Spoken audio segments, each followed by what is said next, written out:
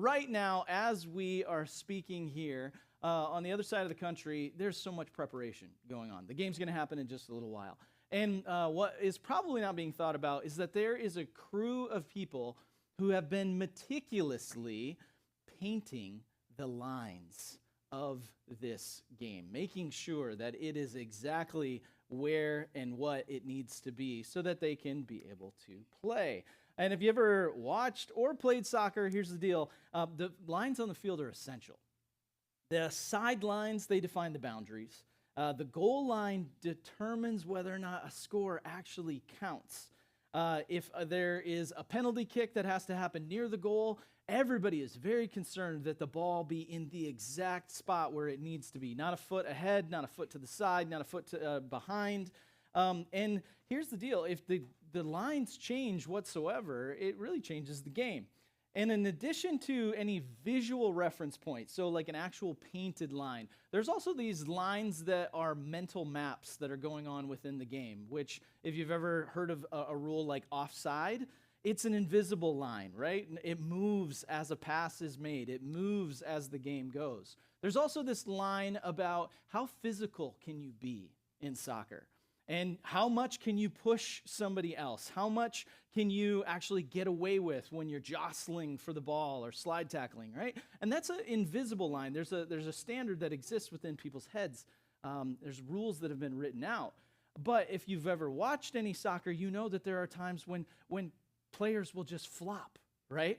They'll just, they get tossed to the ground and they act like it's been such a thing because they want to see what they can actually convince the referee the other person did to them, okay? So the flop happens in soccer in a way that it doesn't in any other sport, right?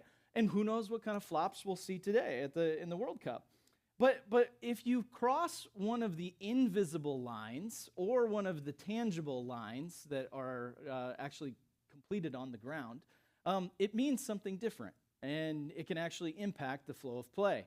If you cross a physical line and you harshly attack somebody or injure someone, it can mean that you are given a red card or a yellow, and you are removed from the game. You're no longer allowed to play.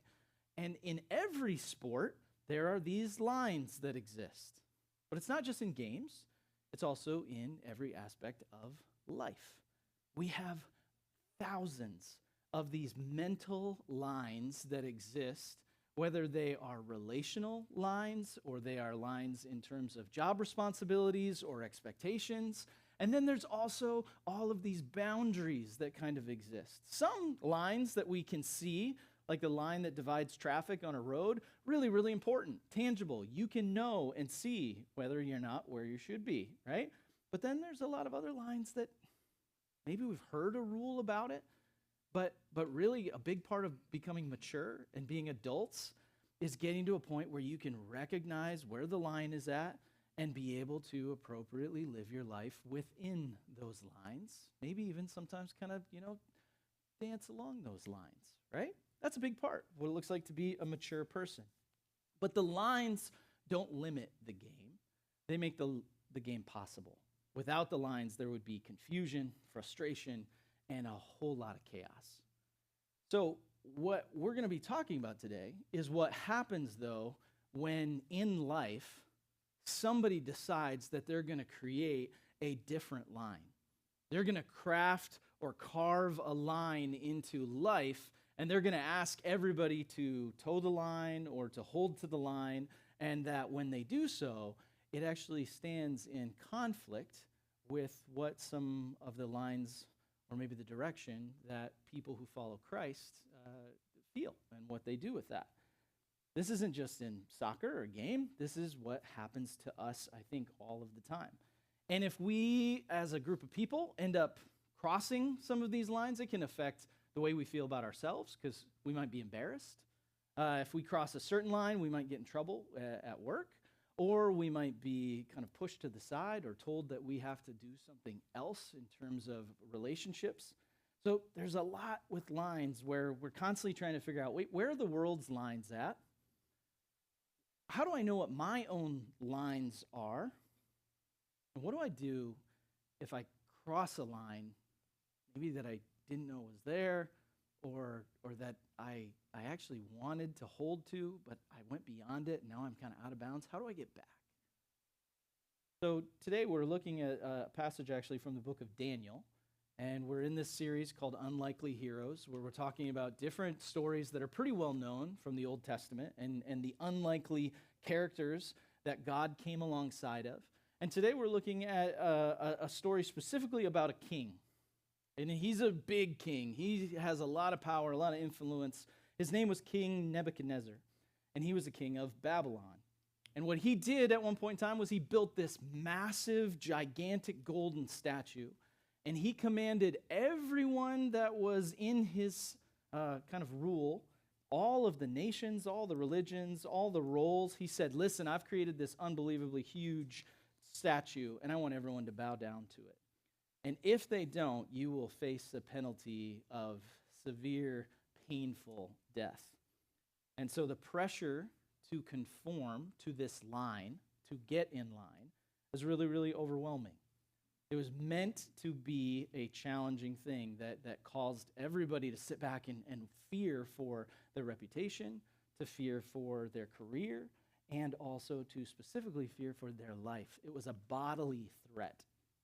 So for 3 Jewish young men who were serving in this Babylonian court, you might not know their Jewish names, which were Hananiah, Mishael, and Azariah, but you might know the names that were given to them by the Babylonian court that they were captives within, which was Shadrach, Meshach, and Abednego. These 3 were people who had been exiled from their home country. They had been taken away to Babylon.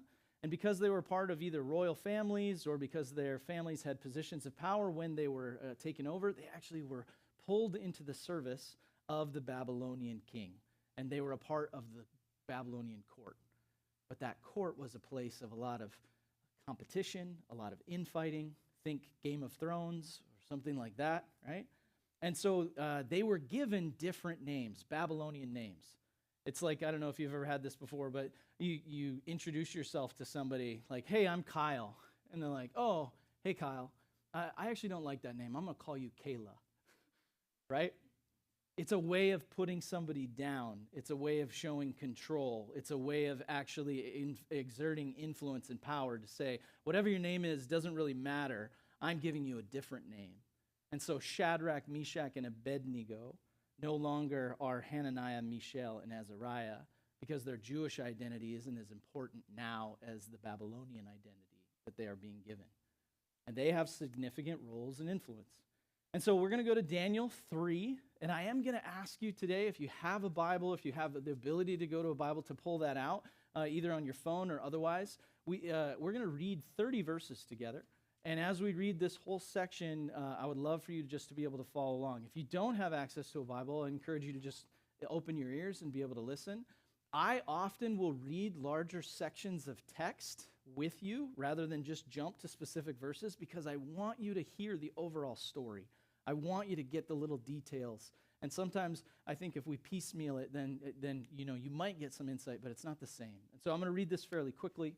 Stick with me as we go. But we're going to read 30 verses right now, starting with Daniel chapter 3, verse 1.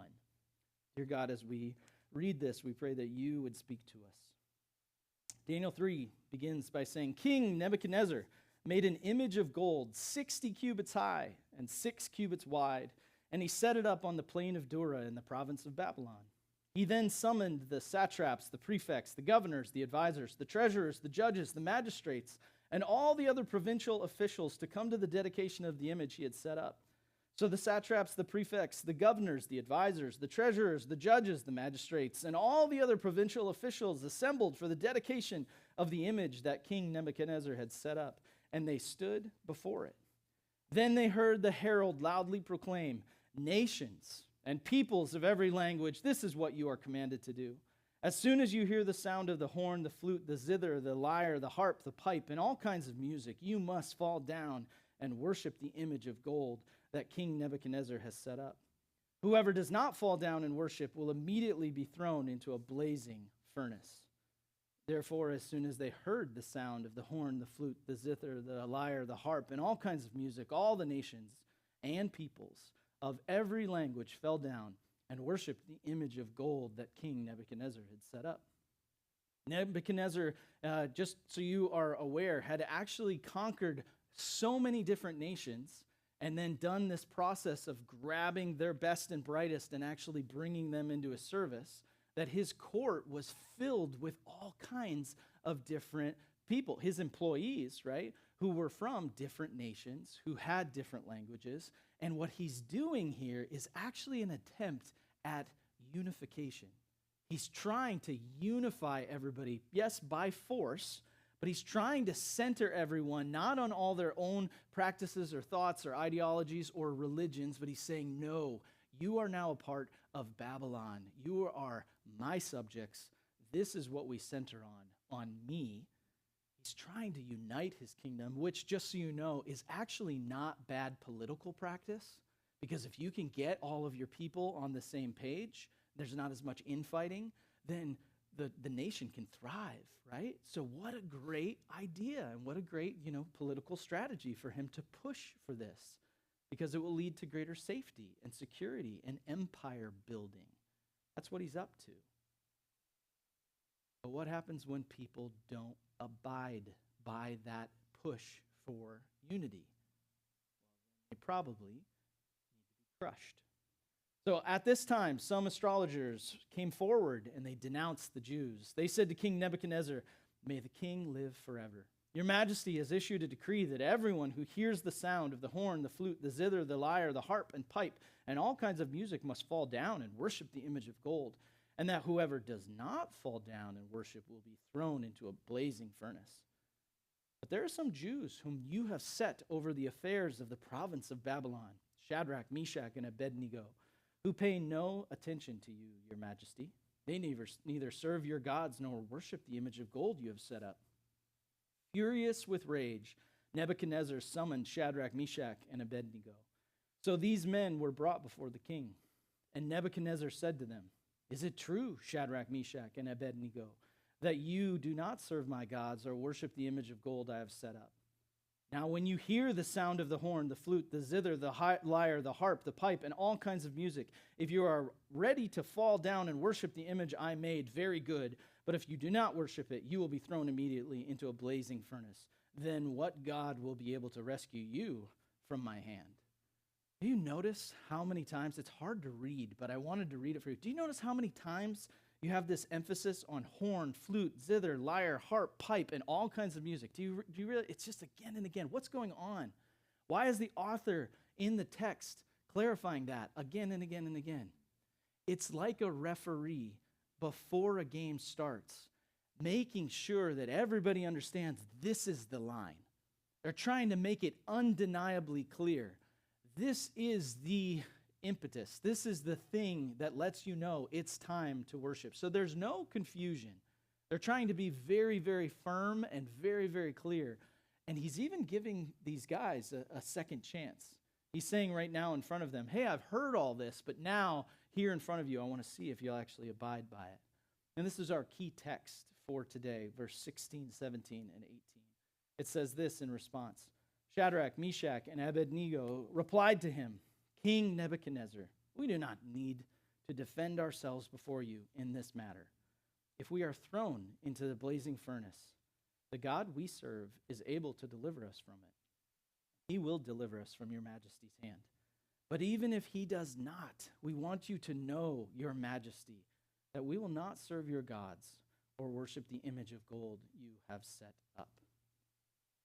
In this verse, we see that not only has the group of three come to a point where they have clarity about what they will or will not do. They are acknowledging their own line, but they're doing so with integrity and with respect. They still refer to him as king. They still say, "Your majesty." They're not combative. It's much more just an acknowledgement. Hey, we won't be doing what you're asking to do, and we recognize the cost. So feel free to go through your step. But our throne of worship is already taken. We've already acknowledged and have already locked in on who we're going to worship. And so that seat is taken. We can't have something else in it. And so they actually are very accepting of their fate, even as they have a thought of faith. And they're not saying, just so you're very, very clear, they're not saying, hey, we're going to obey if God guarantees a certain outcome. Their obedience isn't based on comfort. It's not based on success. It's based on conviction. So their worship is for God alone, and it's something that up until this point, they've been living a certain way, and they're not about to change their trajectory or do something different. They understand the cost. So verse 19 picks up. Then Nebuchadnezzar was furious with Shadrach, Meshach, and Abednego, and his attitude toward them changed. In one of a different version of the Bible, it literally says his face became contorted, and he took on a different face towards them, right?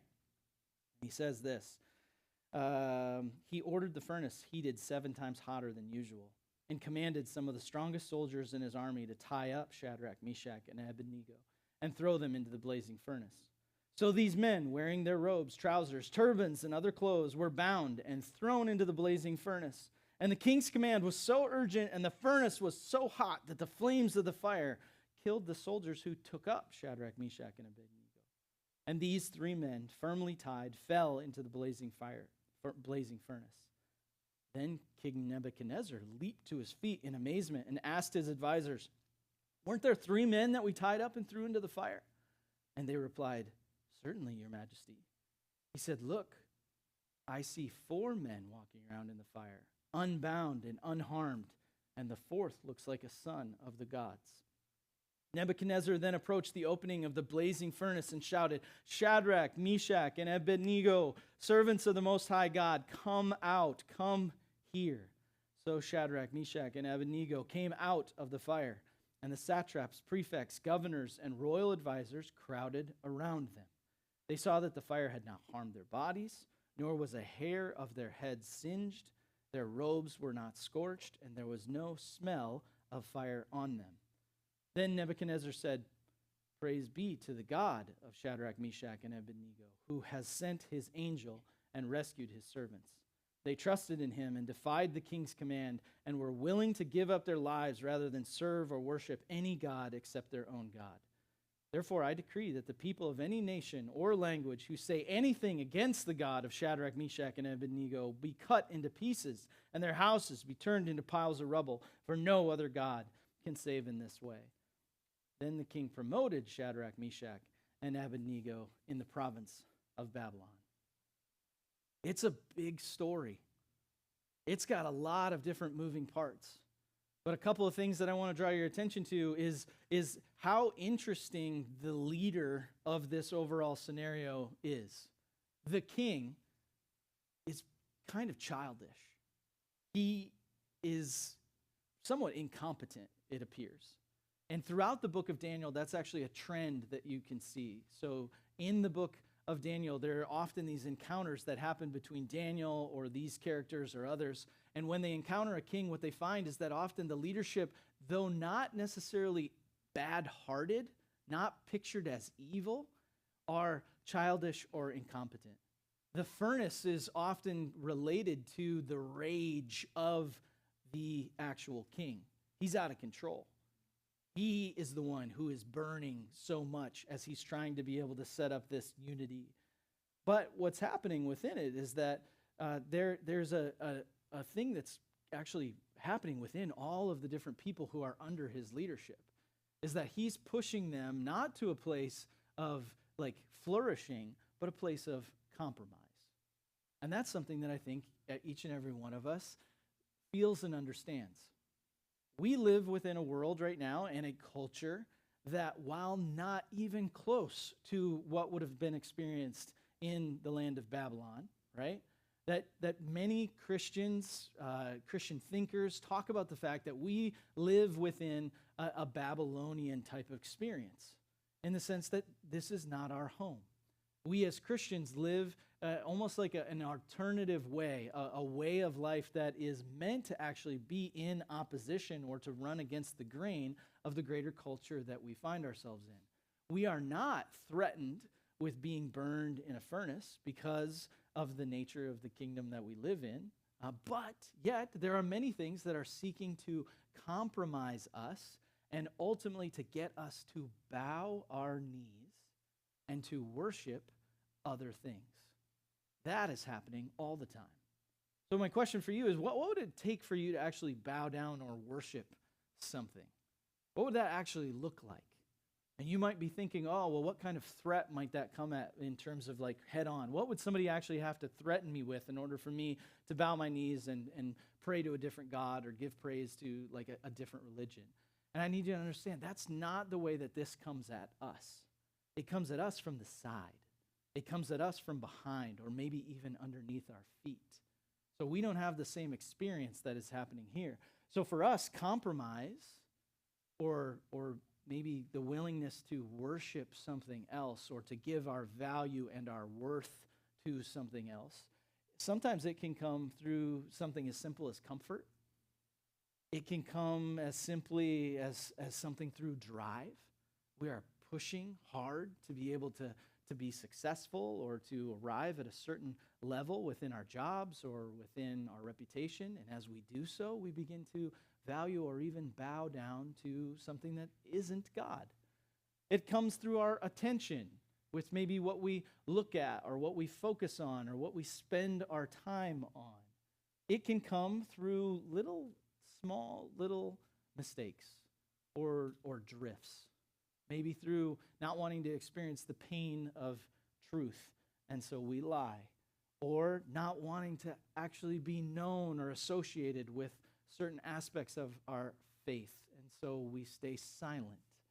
Maybe we're in a spot where we feel worried or concerned about what's going to happen with our finances or our home, and so there are these small little ways, maybe not direct theft, but we steal from those around us, or we steal from something. We gossip. We end up wanting to make ourselves look better. And so in each of these different small ways, we are compromising and we are bending the knee to a different God, to a different idol, to a different thing that has promised us security and safety. And if you just subscribe to this, then guess what? You'll be okay. You'll be unified. You'll be in the flow of the actual rest of the culture. This is what is unbelievably dangerous for us that are seeking to follow after Jesus, is the fact that it is more subtle and more covert than what Shadrach, Meshach, and Abednego had to experience. And sometimes because people talk about the presence of Christianity within America, sometimes that even makes it all the more difficult to discern and to know, wait, where are the lines? And what is it that I should actually be following? So what I want to be able to do with you, just as we kind of round some of this out, is I want to give you a couple of thoughts on what it looks like to win within our current culture. And note that when I say that, I'm kind of playing a little bit on the idea of World Cup, because there are two teams today that genuinely want to win so badly, right? This is not playing for third place. This is playing for the big game, right? And they want to win today, okay? And so what does it look like for us to win? I want you to understand that it doesn't look like the same type of scoring, and sometimes the goal line or the finish line for us is not the same one that the world wants us to picture. So I want to put this in front of you, just 4 little thoughts. That one of the ways that we win is by actually doing pregame, okay? Anybody who ever, is getting ready for a sporting event, you have a pregame routine that you go through, right? But there's also this, that no one who's showing up at the World Cup to play today is playing their first game, right? Nobody who's going to take a corner kick or a penalty kick in front of the largest audience ever, right? And who will have all that pressure, none of them are going to be doing it for the first time. They have practiced. They have trained themselves. They have been coached. They're in a spot where their pregame is what is allowing them to play in the big field, the big game, in a way that could lead to success. And I just have to say to all of us that when it comes to our convictions, when it comes to our own beliefs, when it comes to the things that we will actually say, this is my line and I will not cross it, we cannot expect for ourselves that we will arrive at those things in the moment. We have to pregame all of it. Church here is meant to be practice. This is practice. When we come together, when we do life groups, when you read your Bible on your own, when you're praying, all of that is practice. You are getting yourself ready to understand, wait, what are my convictions? What are the things that I hold dear? What are the things that I value? What are the things that I won't compromise on? You're working those things out and you're developing integrity and character and all the stuff that you're going to need beforehand so that if you find yourselves in the places where you live, work, and play, getting into situations where compromise is requested, you have the chance to be able to approach that slightly different. Because guess what? You've already put in the work. You have the muscle memory. But if we're not pre-gaming, get ready. You're going to fall into situations where the music's going to play, the zither, whatever that is, right? And the harp and the lyre, it's going to start to play, and you're going to be like, what do I do with my hands? What do I do, right? And you're going to see everybody else bow down. And as they do, I'm just going to tell you, you're going to feel it in your knees. It's going to pull you towards the things within the culture. Oh, I'll just acquiesce. I'll just bend a little bit here. You're going to feel it in your job when your boss is talking to you about smudging the numbers. Or you're going to feel it when your friends are saying, we're going here to do this. Or, hey, talk to her in this way. You're going to feel that pull, and you have to have the muscle memory already in place to be able to say, oh, I'm sorry, I don't go that way. I'm not trying to be disrespectful. I'm not going to hate on you, but that's not my practice. You've got to pregame it. And sometimes you have to walk through an actual role play ahead of time of what will I do when I find myself in these circumstances. I heard a story once from one of our teachers where she said, hey, I talk to my kids before they ever go away to college. I talk to them about what will they do at their first college party? What will they do with a red Solo cup? Will they take it and fill it with Coca-Cola, or will they take it and, fill it with water? Will they not hold one? She's talking through the specificity with her child so that they're ready for what it would look like to actually live that out. And their kids aren't caught off guard. They get to their first college party, they go to it, and what do? They're offered a cup, and they just go, no, I don't know what they do, right? Like, I don't know what they practiced, right? But they talk it through. And that's what we have to do. We have to pregame. We got to be ready, and we got to find out what our convictions are and what we're holding to. We've got to lock those things in long before. And for some of us, I think that we haven't done that. I think that's what the process of church is all about. And guess what? Church is meant to support you and to play as a team. Nobody is going to win the World Cup by themselves. Okay? Everybody's got a team. They have matching jerseys so that they know who's with them and who's not. And no one is going to switch teams mid-game. Some people might get subbed out, but can you imagine if all of a sudden Messi was like, yo, I'm playing for Spain today, right? What would happen? There would be a riot and celebrations, right? But it can't happen. But why do we do that? Why do we constantly change teams, deciding for a little while that we want to be with Christ, but then when it gets tough or when we see something else, we decide we want to flip-flop? That's the flop that happens for too many Christians. That's what we got to recognize is you've got a team. Be all in. Not just a little bit, but the whole thing. Go after your team's goal, which is to become more and more like Christ. Through thick or thin, you need the team that can help you discern. If you notice, the three, Shadrach, Meshach, and Abednego, the cool thing about them, when they speak, it doesn't say who spoke. It's just all three of them. This is what we say. We don't know which one of them spoke up. And the funny thing is, throughout the whole book of Daniel, they're always a triple. They're always together, and sometimes with Daniel, right? He was friends with them. They prayed to support him at different times. We got to have a team. You got to have people who are willing to come around you so that you can discern. And so you got to recognize that sometimes if you don't have that, you're just a sitting duck. You're like one person on a soccer field trying to defend your goal against an entire team. It's not going to work out well for you. So get your team. That's what the church is meant to be. That's what we are here. And then the next one. This one's so important. You got to know the way back when you end up out of bounds. So many people think that Christianity is about never going out of bounds, or it's all about making sure you're perfectly in line with everything that God calls you to.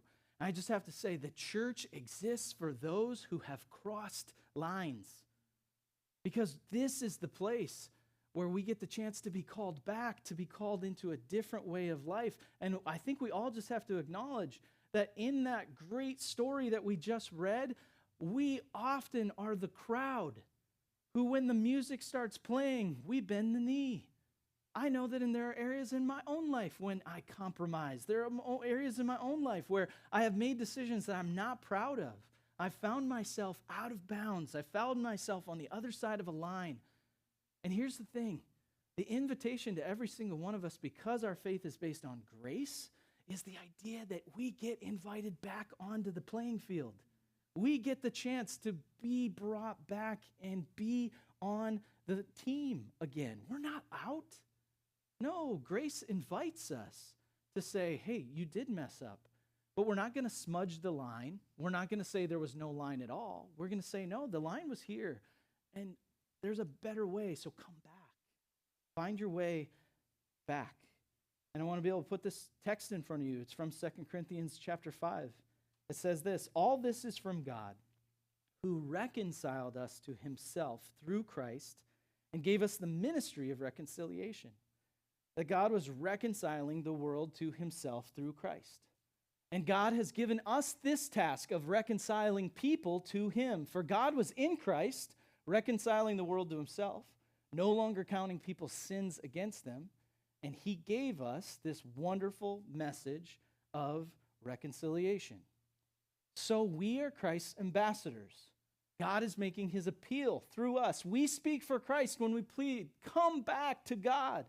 For God made Christ, who never sinned, to be the offering for our sin so that we could be made right with God through Christ. Reconciling is the idea that something was out of alignment, and yet it was brought back into alignment. That is the story for every person who comes to know Jesus Christ, to be in a place where he said, I was out of bounds. I've crossed the line. I continue to cross the line. And yet every day, new mercy meets me. New grace finds me and invites me to come back in line with the King of all things. I can get back on the field. I can keep playing. That's what we get to invite others into. And there's times where the way that we live might actually aggravate the world. They might see that we don't go along with them, and they might get to the point where they're like, hey, you're out of line. They might do what the Chaldeans did in this situation, which is they stood up and they said, hey, there's some who aren't following suit. You probably want to crush them, burn them. And that might happen to us. But what ends up coming out of the willingness to stand in a place of conviction and say respectfully, I can't cross that line, I'm not going to go that way, is that the rest of the world of Babylon, because God shows up, because God does something, everybody is talking about Yahweh. They're talking about this messenger, this angel that showed up. There's a curiosity that comes out of this defiance to the point where I think that childish, incompetent leader recognizes, yeah, you know what? That thing was just made of gold. I just built it because I really wanted everybody to kind of, be all about me. But he just witnessed something that was outside of his imagination. That's the opportunity that we have when we don't live just in step with everything that's going on. We have the opportunity to be witnesses to a greater reality than what anybody has ever seen out on the field. That's what we have the chance to do. But we have to have the convictions in place. We have to have the life in place to actually be able to live in such a way to show that. So we got to know the way back when we get to a point where we're far afield. Know Jesus Christ sees that we've crossed the lines, and he says, don't worry, I actually have a cross where mercy and justice meet, and I am willing, because I was on that cross, to come past the line, find you, and bring you back into reconciliation with God. That's what Jesus does for us. So he's our way back. And we can come back, and then we can reestablish and define, wait, what are the things that I actually want to live by? And that's the last point, just the idea that we need to hold the line. That in our life as Christians, there are certain lines that we really need to know from our Bible, from the understandings of everybody else that we're living with within our church, that we can hold the line. And some of these things are going to be small. They're going to be small little instances within our life that help us hold the line. Some of them are going to be big. But we're not meant to hold the line in a rigid, inflexible way. And we're definitely not meant to hold the line with God in a way that pushes other people away from God. Think about our world right now. There are many people who they claim to be Christians. They are following Jesus, but the way that they hold the line in our culture around certain cultural issues is so abjectly repulsive or filled with hate that it doesn't look anything like the very Jesus who they're supposed to be pointing people towards. I want to do what that scripture talked about, which is please come back, that pleading sense of hey, you're way out of bounds. Hey, you're on the verge of destruction. Come back, come, find this way, live this way. And that's why we need to hold the line. No matter how crooked or crazy our culture gets, the goal is to win people to this line and not to belittle them, not to say, you don't know, because many of them don't. They don't have a clue. No one's ever read scripture with them. No one's ever even given them insight about who Jesus is. They don't understand the cross, that it can be a place where the lines of mercy and justice intersect. They don't know that there's grace that would allow them to come back. And so they're just living however they can. But that's what we get the chance to be able to be, is people who have this ministry of reconciliation, both for ourselves. I want to be in line with God. Wow, what a life I could live if I was living in line with God.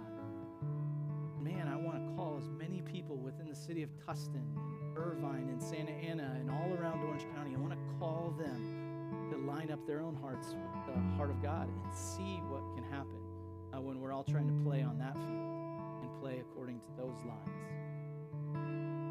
These texts were originally written. They were originally conceived and created to encourage people that were in times of strife or difficulty or challenge to dare to risk their life of trusting in God and to dare to make sacrifices and to say, even if God doesn't show up, I'm still going to be faithful. Now, that's a hard ask, but it is what we're called to with Jesus. If we're going to follow him, that's where he takes us. And I'll just say that I would much rather be in line and following the path of Jesus and making those sacrifices than to be like the guys who they did bow the knee, right? And then they were asked to throw the 3 men into the fire and they still got burned, right? Think about that. They bowed their knees and then they still got killed because the empire didn't care about them.